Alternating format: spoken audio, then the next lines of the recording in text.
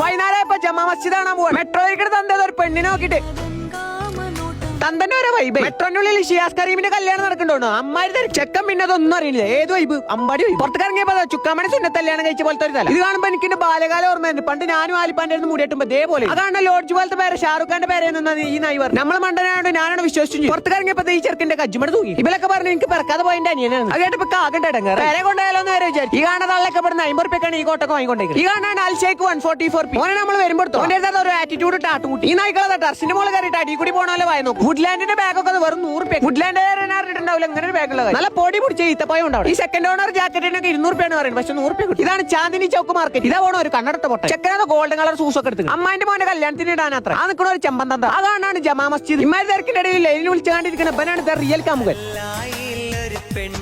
അവിടെ ഒരു 100 ആളുണ്ടെങ്കിൽ 50 ആൾക്കാരും കള്ളമാരെ കയറി നമ്മളെ സാധനങ്ങൾ നമുക്ക് തന്നെ നല്ല പൂക്കളെ ഷെഡ് ഒക്കെ ഉണ്ട് 20 റുപ്യ. പെണ്ണുങ്ങളെ വായി നോക്കുന്ന ആൾക്കാരാണായിരിക്കാൻ വേണ്ടിട്ട് ഒരു കൂളിംഗ് ഗ്ലാസ് വാങ്ങി. ആൾക്കാരൊക്കെ വന്നിട്ട് പോക്കറ്റിലൊക്കെ കജ്ജിട്ട് എന്റെ പോക്കറ്റിൽ കജ്ജിട്ട് ചന്തിമ പിടിച്ചാൽ വേറെ ഒന്നും കിട്ടൂല. ഞാനൊക്കെ സേഫ് ആക്കി വെച്ചിരുന്നു. ചുക്കാമണി വരെ പൊത്തി നടക്കട്ടെ അല്ലേ അതും അടിച്ചു പോകും. എല്ലാരും പൊത്തി കോളി സേഫ് അല്ലേ.